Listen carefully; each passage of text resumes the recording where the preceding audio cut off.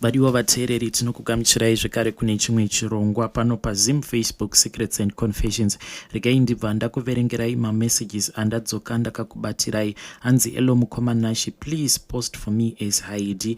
Inini ndiri kuda kuoneswawo nemacousins. Ndiri mukadzi ane 2 vana, ndine 25 years, ndiri married, but marwadzo mumba mangu ndingangoti mumba macho imba iya yandingati iri abusive and I am tired. Murume anoti chihure kusarespekta vabereki vangu, patinonetsana anototi atuke nevabereki vangu.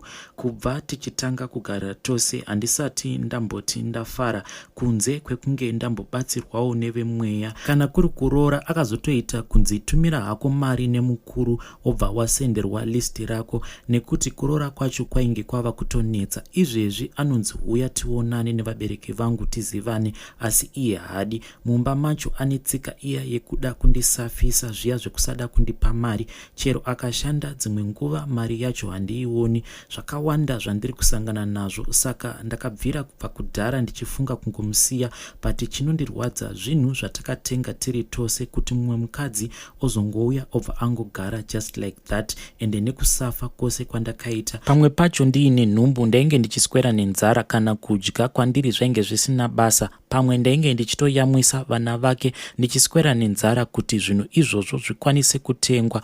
Ndo zvinondirwadza kuti umwe mukadzi azongogara asingazivi kuti zvakafamba sei kuti zvinhu izvozvo zvikwanise kutengwa. So saka mubvunzo wangu uri pakuti ko kana ndikangotora zvangu zvinhu zvose zvacho zvingava zviri zvinhu zvakaipa here, iye ozongotanga patsva neuyo wacho waanozoda kuzogara naye.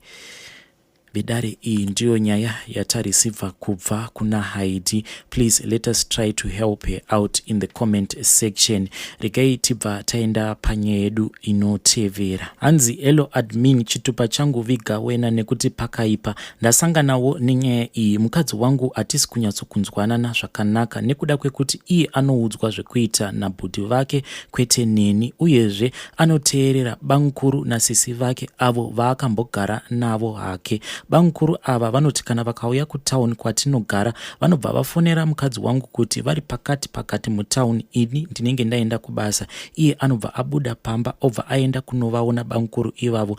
Izvi ndakazosvika pakuvafumura hangu. Nyaya yangu hombe yava kundidya mwoyo ndeyekuti pakuita bonde apa tinozoita tatombonetsana, uye iye anozoti kana paya atapirirwa nebonde anobva ati ende yakadaro inonaka, ko isiri yakadaro isinganake ndeipi uye ndeyani? Ndokumbirawo kuti mundibvunzirewo kuvanhukadzi kuti mashoko awa anorevei, nekuti ndiri kutoda kunoudza vatete vake nezvenyaya iyi. Zvakangoma hazvo vedu we, iyo ndo nyaya yatatumirwa namukoma vedu ava. Regai tibva taenda panyaya yedu inotevera. Hanzi hello mukomanashi, can you please hide my identity? Inini kumhuri kwedu hakuna kana kumbomira zvakanaka. Ndakakurirawo pabarika, baba vangu vakashaya 2004. Isusu tiri vanhu vekuti takapfuma uye vana vababa takawanda, asi pakuzoshaya kwamudhara mukoma wangu vakabva vaenda vakabva vanotora nyoka. Nyoka iyi inyoka inova iri kupedza vanhu nekuvatambudza. Vamwe tapera nezvirwere zvisingarapiki kana kuzivikanwa kuti zvirwere zvakaita sei. Vanhu vekwedu vanongoita iya inonzi sudden death.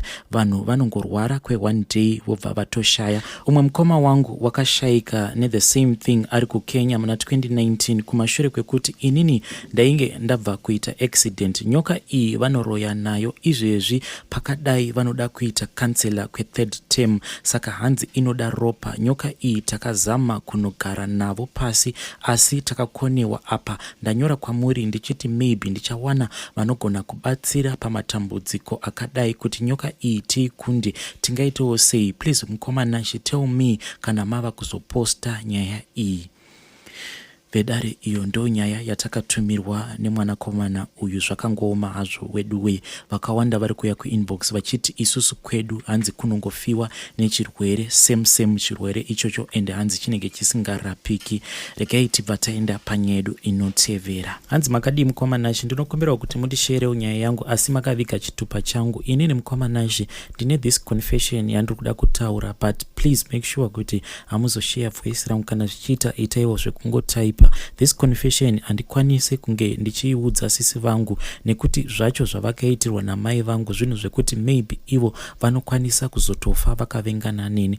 Zvakaitika mukoma ndezvekuti my mom was a twin, saka taingogara padhuze nepadhuze nemutwini iye wamama. Mama nemutwini wavo uyu vainge vakafanana zvisingaiti zvekuti some of the days we used to mistake mama for mutwini wavo iyeye. Taizotongoziva nekamwe kamhopo, mama vainge vaine kamwe kamhopo pamhino apa. Saka zvakazoitika ndezvekuti some days isusu taikwanisa kutomboenda tonogara kumba kwamainini, and also our cousin sisters vaitombouya votombogara nesu. Ndiwo upenyu hwataingorarama. Saka tainge tiri maloja. Most of the times taimboitawo tichimbotama tombonogara kune imwe nzvimbo, and also maininiwo vaibva vatiteera ikoko. Same thing zvaingoitikawo kana ivo vakatama, mama vaizongotsvakawo imba padhuze nekwainge kuchigara vana amainini. Saka zvakazoitika ndezvekuti amainini vakazoshaya. Saka ivo amainini ndivo vainge vakatanga kuita mwana, because vakaita zvekumitiswa vachiri kuchikoro. Mama zvavo vakazokontinua nechikoro chavo kusvika vapedza ndokuzoroorwa. Saka mwana uyu waamainini first born yavo anova sisi vangu, by the time yekuti amainini vakazoshaya ainge ava kutonyora form 4 yake. Chinondorwadza mukoma nashi ndechekuti sisi ava patakatanga kugara navo vakabva vakumbira mama mari yekuti vakwanise kunoregister for a O level, but mama vakabva vati mwanangu, dai mari yacho ndanga ndiinayo ndingadai ndakupa. Handinoziva here kuti inini ndiri amai vako, uchitondoona kudai so uri kutoona amai vako, but mari yacho mwana wangu handitomborina, ndichambozama kutsvaka.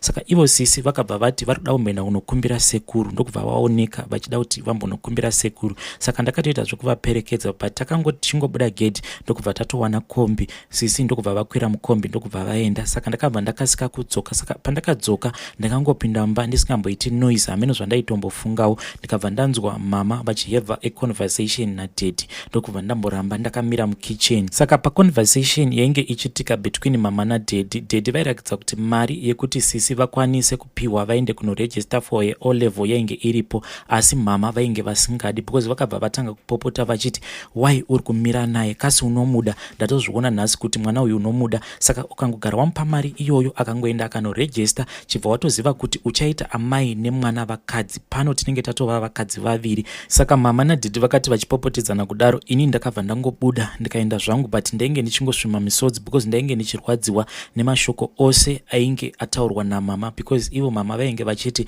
handingambotambisiri mari yangu padofo, munhu iyeye changosarira ndechekungoti achingomitiswa aende kunogara nemurume. Ndakazodzoka hangu time ndichingopretenda sekunge painge pasina kana zvinhu zvandainge ndanzwa. Later sisi vakazodzoka ndokubva vati vainge vapiwa half of the money nasekuru, vachiti sekuru vainge vati vazoya vachitora imwe mari yacho month end. Mama vakaita sekunge vainge vafara because vakatoridza mururu, but deep down I knew kuti nemashoko ose ainge ataurwa namama she was just pretending. Later on mama vakazonditi chimbondiperekedzawo, ndikuda kumboenda kunosakura paguva remunin'ina wangu. Takaenda kuya tikaenda kumbudzi. Saka mama vakati vachisakura ndokubva vaburitsa chimwe plastic, ndokubva vandidaidza vakati uya pano, vakabva vanditi nokora Ivhu. Ndikati mama, why muri kuda kundinokoresa Ivhu paguva raamainini? But mama vangu vaipopota zvisingaiti, zvekuti vaiti kana vakatanga kukupopotera wega waikwanisa kutanga kuchema vasati vatanga kukurova. Saka vakabva vati izvezvizvi ndinokurova, apa vainge vachitonhonga matombo. Saka nekutya ndakabva ndanokora Ivhu riya rainge riri paguva raamainini ndichiisa muplastic. Mama ndokubva vasunga chiplastic chiya ndokubva vachiisa muhomwe, ndokubva tadzokera hedu kumba. Tavakomba handizivi kuti Ivhu iroro vakazorishandisa kuita sei, but the only thing that I still remember ndezvekuti sekuru vakazouya nemari yainge yakasara kuti sisi vaende kunoregister for a O level. Saka sisi vakazoti vava kuenda kunoregister for a O level vakazongodzoka kumba vachichema. Ndokubva vabvunzwa namama kuti ko uri kuchemei? Sisi vakabva vatanga kutowedzera kuchema vachiti mai guru, ndangoti ndichingobva pano ndichifamba ndichienda kuchikoro ndikabva ndasangana nevamwe vakomana vaiva vabva vandibvutira mari yose, vaita zvekundisecha vakanditorera nebhegi zvese nelunch box. Sisi vakachema zvisingaiti, but ivo mama vakabva vatanga kutotuka sisi vachiti uri careless, zvinoreva kuti mari iyoyo wanga uchifamba ukaibata mumaoko. But mukomanashi with all the years that has gone by ndava kususpecta kuti maybe Ivhu randakatoreswa paguva raamainini, maybe mama pane zvavakarishandisa kuti sisi vange vachizobirwa mari yavaifanira kunge vachizoregistesa O level yavo, because sisi vakazototadza zvamuchose kutonyora O level yavo, vakangogumira form 4 zviya zvezita, asi kuti vakwanise kugara padesk vakabva vatotadza zvamuchose. Saka secret iyi kuti ndinge ndichiudza sisi vangu kuti pane ndichamboenda paguva raamai vavo. Mama vakabva vaita kuti ndinge ndichitora Ivhu paguva raamai inini. Ndinonzwa ndichinyara and also kutofunga kuti ko kana sisi vakazondivenga kweupenyu hwavo hwose, iwo ndo secret yandakachengetedza mumwoyo mangu, mukoma Nashi. Yo, vedare zvakangooma hazvo wedu zvinongofundutsa.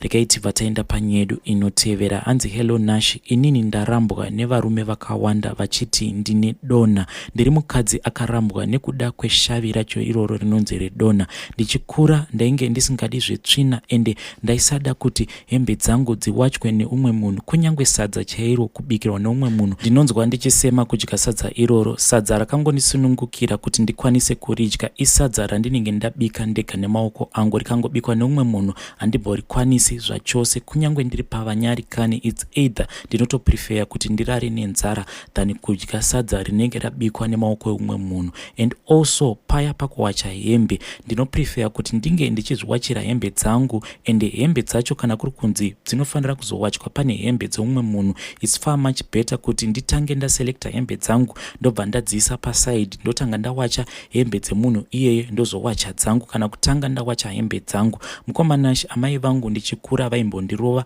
vachiti unozviitisa, but vega vakazosvika pakungotarisa vachiti ita zvacho zvaunoda. Kana tikashanya ndinoisa fleece mubhegi nekuti magumbeze mamwe acho anenge ane tsvinya, saka hope hadzitombouye zvachose. Ndinenge ndichinzwa magumbeze kuti ari kunhuhwa, kunyange zvikanzi magumbeze anapiwa abva mukuwatywa, but kana gumbeze risiri rangu ndinonzwa gumbeze iroro richiita kundinhuhwira zvisingaiti. Asi kana ndikangofuka fleece rangu, no matter kuti fleece iroro netsvina kana kuti harina, ndinonzwa hope dzichinyatsokuuya. Hama chaidzo dzinotondinyeya because kana muri semumba mangu, kana ndikatsvaira ndinofanira kunge ndichiona randakapfeka bhurugwa richivaima pasi. Chikafu chaicho kana ukabika uchiita zviya zvekurasa-rasa, ndinobva ndasema because ndinotanga kufunga kuti maybe uri munhu ane uchapa. Ndikazomanikidzira kunge ndichidya chikafu ichocho chaunenge wachapaidza, kana kuri kunzi ndikasema chikafu kubva pachinenge chichibikwa ndikazomanikidzira kudya chikafu ichocho, ndinorutsa zvekuti mega munosvika pakundinzwira tsitsi because dzimwe nguva ndinobva ndatanga kuita kunzwa mabayo nekurutsa kwandinenge ndichiita. And also the other issue yandiri kutsvaka help mukoma Nashi ndeyekuti dambudziko randiinaro, ndine umwe murume wandiri kufambidzana naye. Problem iripo ndeyekuti inini handisati ndamuudza zvandiri, because zvandinoita ndezvekuti iye pose paanouya kumba kwangu kuzoshanya maybe pamaweekends or so, ndinosara ndichiwacha machira ose because ndinenge ndichinzwa kuti ndiri kunzwa munhuhwi wake pamapilo aanenge akatsamira and also masheets. I don't know if people can understand me, but ndinenge ndichita kunzwa kuti panapa pari kunhuhwa murume and handikwanise kuti ndisare ndisina kuwacha machira iwawo. Ndozviri kukonzeresa kuti pose pari kundiudza kuti tinofanira kunge tichizoronga zvekuti tigare tese, ndinobva ndaramba because ndinotya kuti kuzoti ndigare nemunhu wekuti ndinenge ndichinzwa achindinhuhwira each and every day, tinokwanisa kuzogara tichingonetsana. Kunyange kisi zvayo mukoma Nashi inondiremera because ndinotanga kufunga kuti saka izvezvi munhu uyu akasoguma kukwesha mazino rini. Kunyange akakwesha mazino ndichizviona, but pfungwa idzodzo dzinongondipinda mukoma. And once ndikangorara nemurume zviya zve1 round handichatombodi zvachose because ndinenge ndava kusemeswa neurume hwake hwaanenge asiya mandiri. Please mukoma, kana mukaposta ndiri kutotsvakawo maadvices before marriage yangu iyi yaparara. Vedare, that was a message yabva kuna vanzvadzi vedu ava. Please let us talk about it in the comment section. Regai tibva taenda panyedu inotevera. Hanzi makadi yenyu mukoma Nashi, inini murume wangu akadzoka asi haasi kutomboziva kuti pose apa paainge asipo ndainge ndichitopinza zvikomba mumba. Mukoma Nashi, chakaitika ndechekuti murume wangu akandirwadzisa to the very last extent.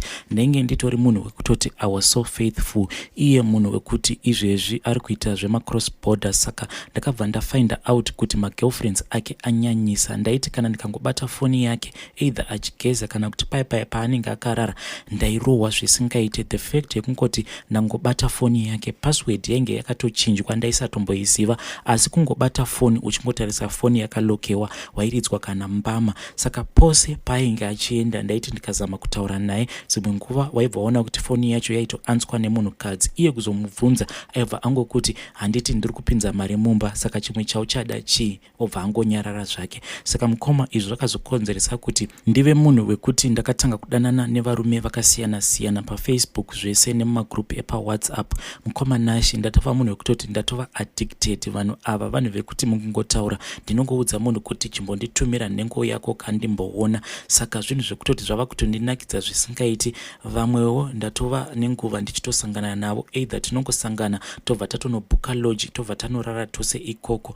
This addiction mukoma Nashi yekuti ndingodanana nevarume pamasocial media ndingaipedzawo sei? Please post for me, ndatenda in advance kune avo vachakwanisa kundibatsira.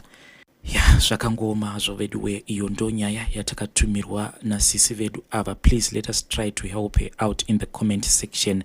Kunoku kwabva kwaita load shedding, saka program yedu iyi tongoigumira pano, tosangana zvekare mune zvimwe zvirongwa zvinotevera.